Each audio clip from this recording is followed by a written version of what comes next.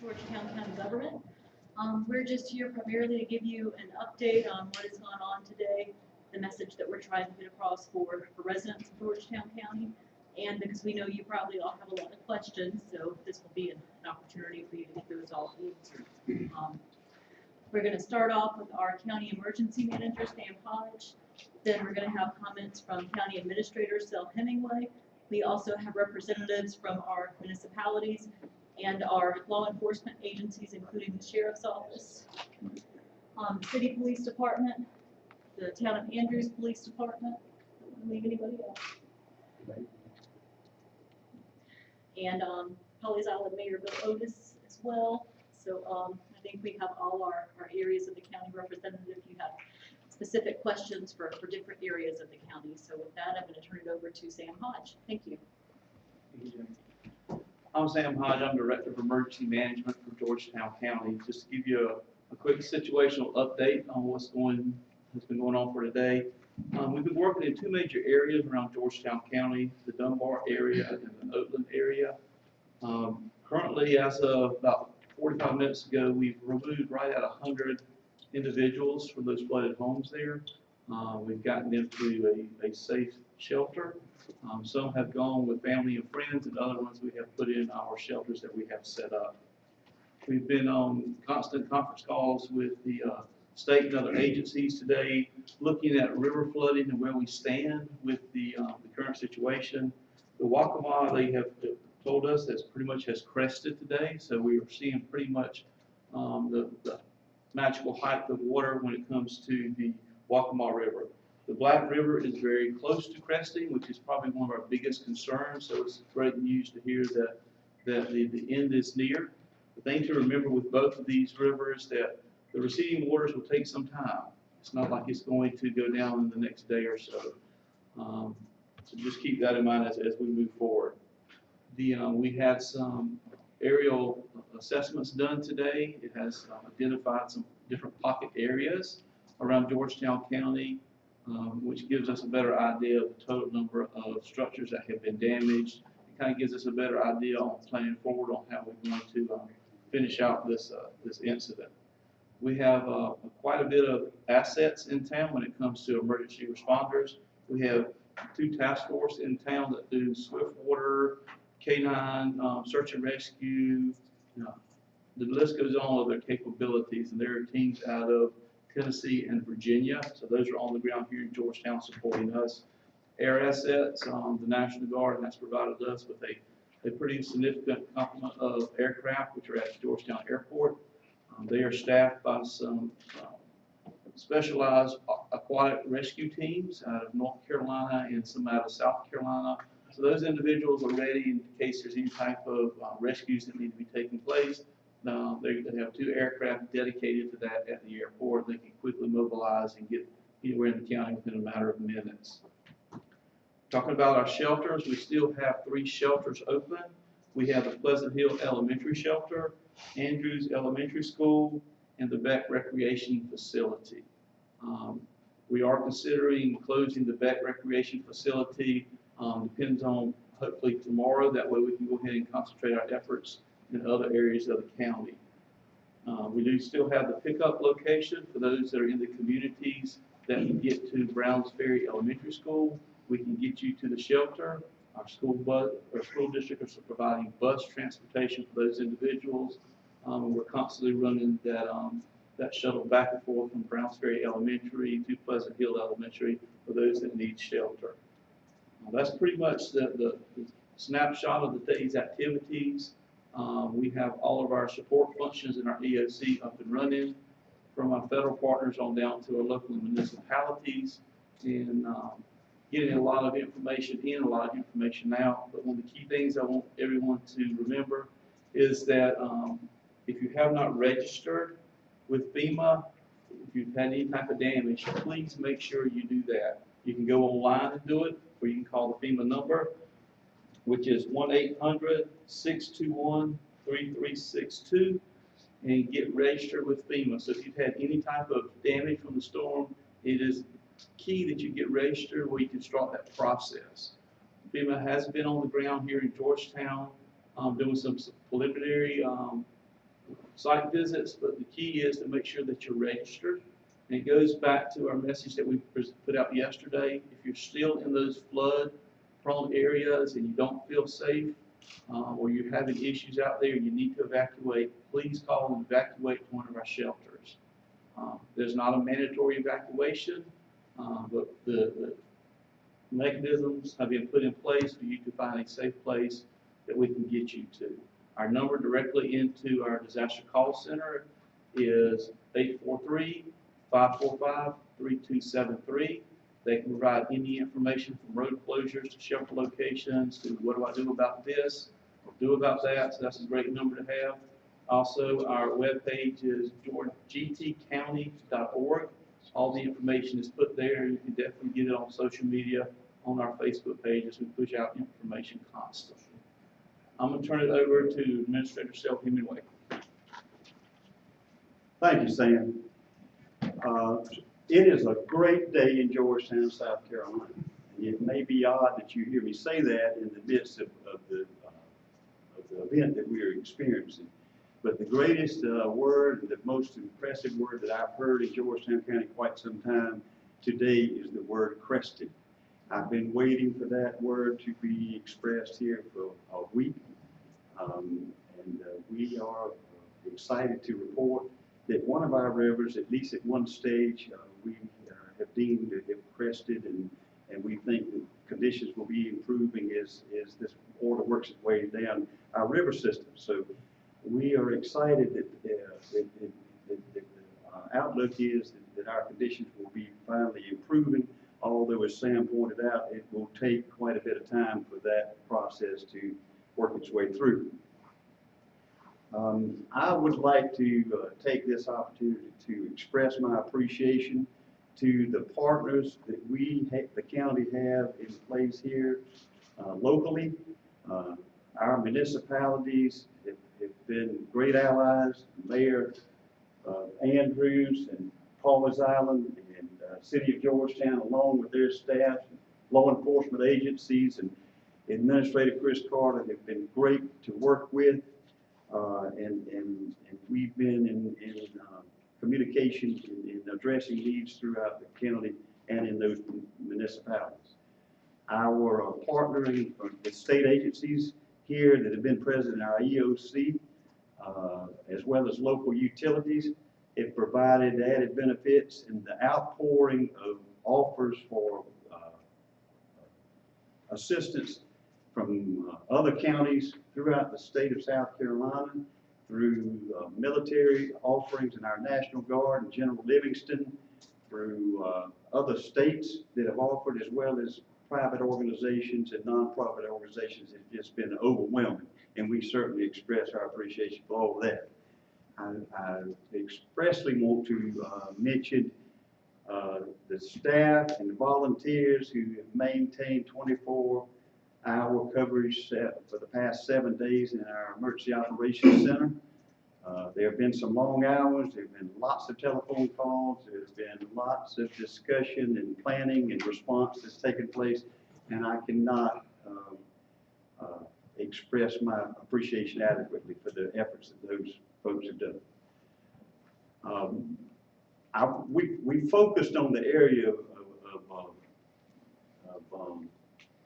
damage that's been sustained along our rivers and personal property losses that our citizens have experienced, and certainly we look forward to assisting them in the recovery process. And Sam mentioned that FEMA is, we have representatives here in place, and we will be preparing to set up centers where the public will be able to access that opportunity.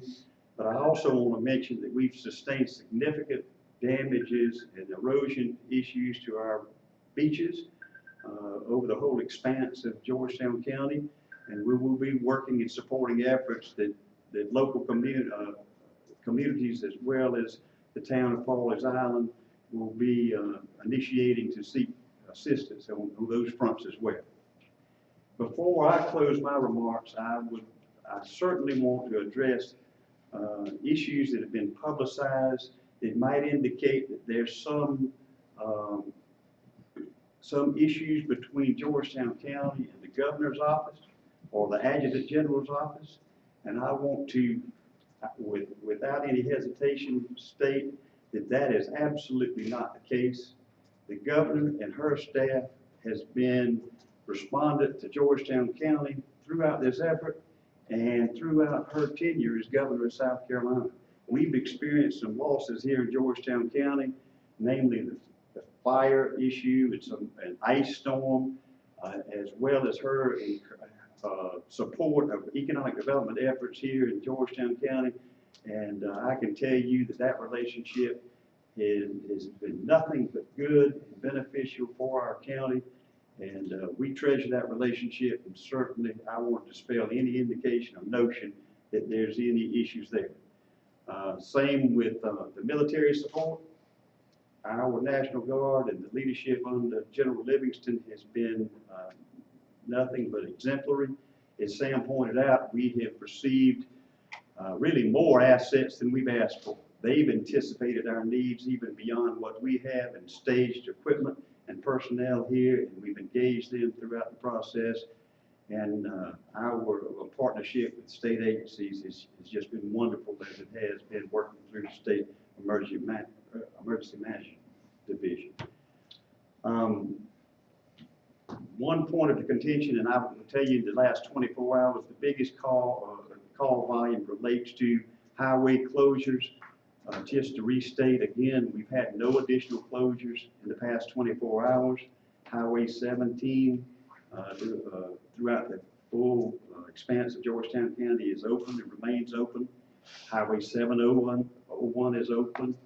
And at this moment, we don't see any or anticipate any closure of any of those corridors with the information that we currently are monitoring. With that, I'm going to ask if any of my colleagues here would like to speak, or would we just like to open it up for questions? Anyone with any comment? Yeah, I'd just like to, I'm Bill Otis, I'm the mayor of Paul's Zone. I'd just like to reiterate what Administrator Hemingway has said. This event has been disastrous for the beaches of Northeast South Carolina. Our beach has had as much erosion as I can almost remember in the 18 years I've been mayor. So that is going to be a major effort, and it's going to have to be a major effort of South Carolina to deal with this major beach erosion. Beaches are the lifeblood of this coast, and we need to protect them, protect our assets. Thank you. Question for Sam, do you have any numbers, how many people, how many residents are out of their homes tonight, and then how many rescues had to be done or evacuations using your team and the National Guard? From thinking back from today's numbers, I don't have yesterday's and the day before, it has to be probably the 300, 350 range of individuals. And some of those were assistance with just helping them with boats. The Midway Fire Rescue here in Pawleys Island was pretty much our first water rescue team there, and just shuttling the people back and forth. And like I said, then yesterday when the contingent from Tennessee got there, they helped us out also with moving supplies back and forth from water to food and bringing people back and forth. So if I had to make an assumption, I feel comfortable saying that we have removed from the area formed a good 350 people. And how many are in shelters today? Shelters, the majority of the individuals have family and friends elsewhere, which is great because that's where they need to be instead of being in a shelter. Nothing's wrong with the shelter, but it's less taxing on them and our resources if they go to someone else's home. The shelter counts, I said I don't have them in front of me. It's been fluctuating from the 30s and 40s up to the 50s and 60s. But normally in the morning time when people wake up and see what the water has done overnight, we have a little influx in shelter numbers in the morning. And then that'll give them time to find somewhere else to go or family members to call, and the shelter numbers will fall back down. So, the shelter numbers go up and down as people would come there for a short period of time until family and friends can get there too. And just to clarify, no injuries today? We have had no injuries reported to us. With some of the first responders out there, we've got so many boots on the ground, it's kind of hard to say, but I can come to say there's been no serious injuries that have been reported for the whole entire event here. Either Sam or Sel, you guys gotta help me understand, this is day 2 where there's been pretty big announcements that come out from the state side, specifically about this municipality. Today, 17 was closed according to the state. Yesterday, massive evacuation. Basically, what's going on? Where is this confusion coming from? I think the confusion, and obviously there has been some confusion. The confusion is in the wording and interpretation of what the message is. We've had extensive conversations on both issues for the past 2 days, and the intent is totally different from what how the message was received. Today, the issue about closure, I can tell you that I had a lengthy discussion, and I am absolutely confident that efforts have been made to do exactly what everyone should do. They're preparing for worst-case scenarios. They're putting in contingency plans that if the worst were to happen, what would they do and how would they do it? And somehow that planning process translated into a public posting that was interpreted that something was going on and something was imminent when in reality it was not. In short answer is that it was part of a planning process where they're anticipating just about every possibility that you could imagine and planning for the worst case scenario. Right. And I will tell you, and I think that the parties involved with the planning process agree that right now we don't see that worst case scenario developing at the present time. But if it does, or it were to begin to move in that direction, plans are in place, resources in place to address that issue, and we'll do so in a timely manner that gives our citizens adequate time to respond. Now, yesterday you guys were talking, you were saying rumors were going around, and you kind of put out the channels to listen to, state, local media, things like that. Basically, this got out through all those channels. Media was reporting it. The question is, what, if anything, can be done to avoid these kind of, I guess? I think the follow-up discussions that we've had today, and just discussed and got an understanding of what was trying to be conveyed, or if, in fact, whether any message was necessary today. And So like someone misspoke on one end and someone misinterpreted it on another. Basically, how does this confusion happen? Well, I can't answer that. Okay. I mean, obviously we had to respond to it because our citizens interpreted it one way and reacted in a manner that we needed to address and correct. But at the end of the day, again, it was very civil conversations that took place to try to get to the root of it and to try to make attempts and have an understanding of what issues were created on this end and how can we avoid that from happening in the future. And I can tell you, every one of these incidents, no matter how well you prepare, it's a learning process. Mistakes will be made. We'll make more mistakes. But the key to it is that we learn from those mistakes and we don't repeat them. Do me a favor. Hi, I'm Lara with ABC 4.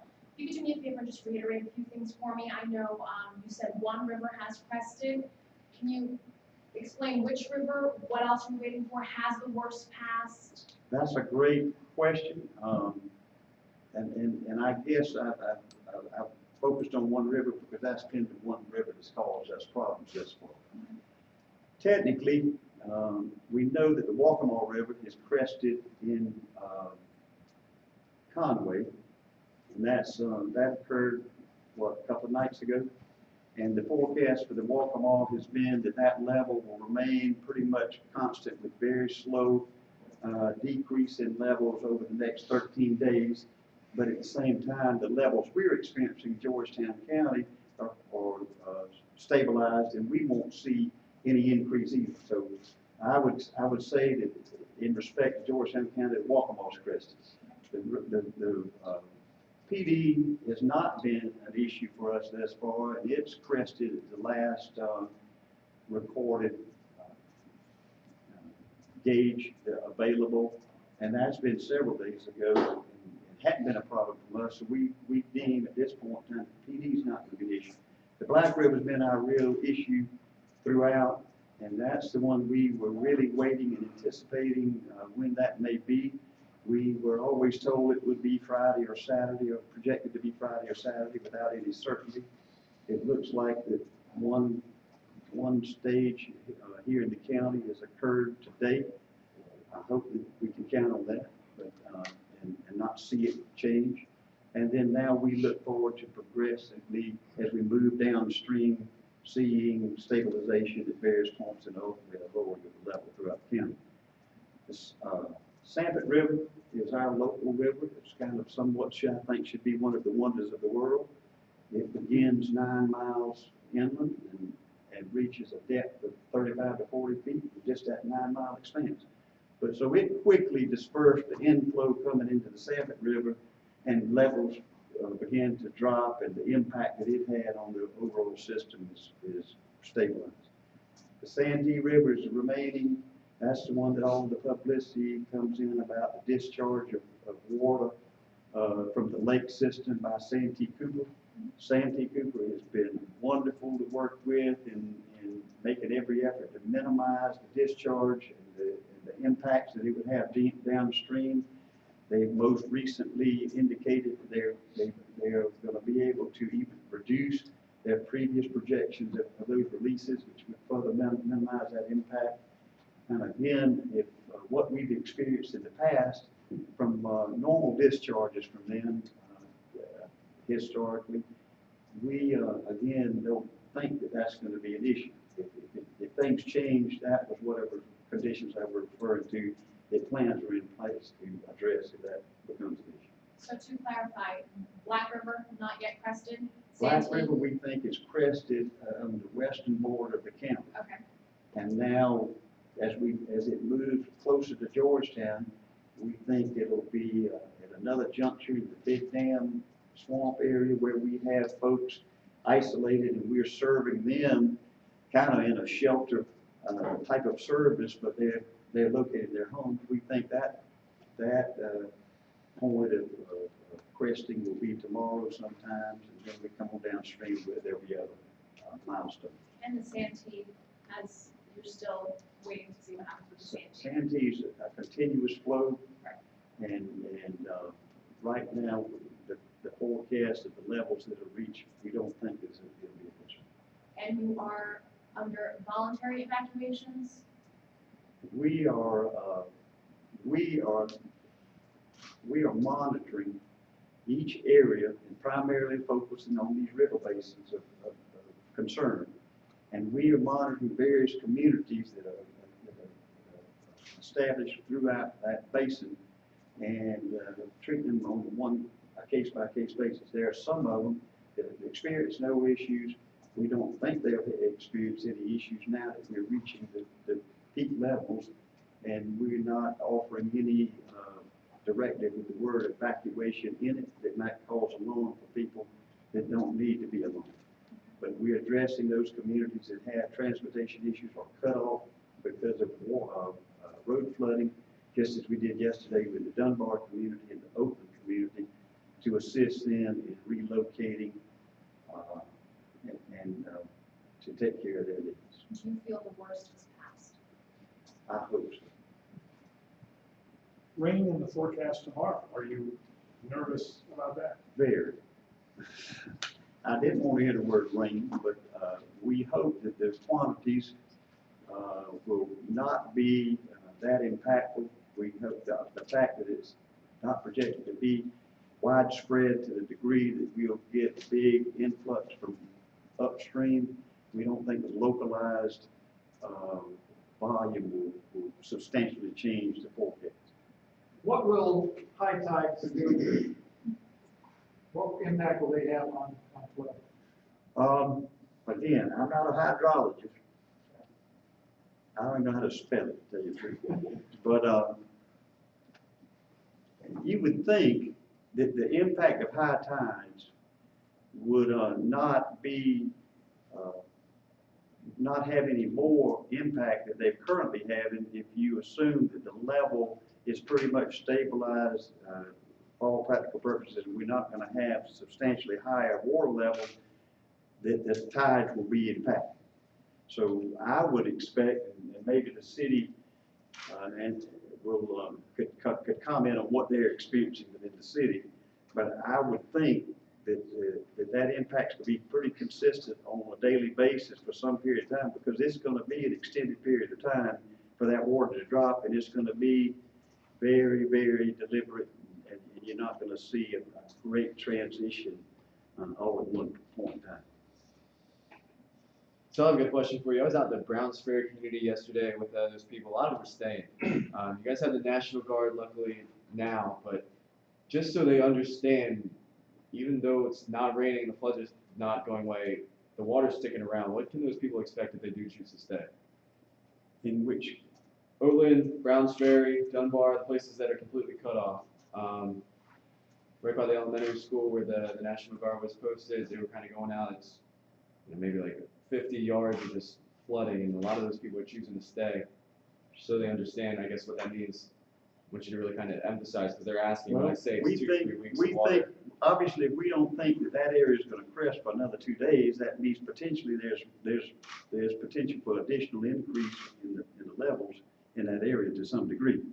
Now, those levels, the rate of increase is greatly diminished, where we may have been, the rivers may have been rising 3 to 5 or 6 feet per day at one time. Now it's much less than that. But we strongly encourage people in those areas that are already experiencing flooding that for the next few days they need to really consider relocating, because the opportunity exists for that level of increase in those areas. Just so I understand, the increase will happen in the next few days, but the water will stick around for weeks. Correct. Okay.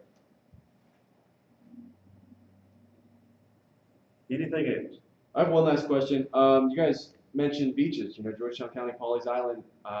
You're talking about FEMA for people that are, individuals. There's no renourishment for another couple of years. What can you do, if anything? Well, the mayor is certainly more versed on that topic, although I've been heavily involved with a number of our communities. We've got the situation here in Georgetown County is obviously some of the beachfronts lie within private communities.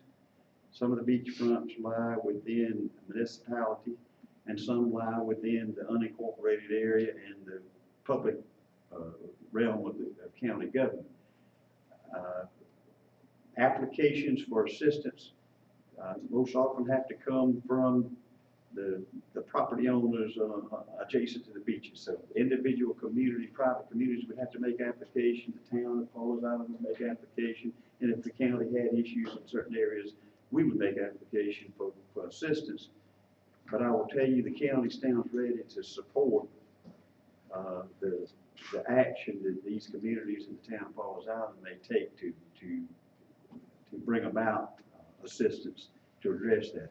And some of it may take a reworking in a different mindset of our state and federal government to realize that they are, that area is a treasure and an asset to the whole state, not just the individual communities that they abut.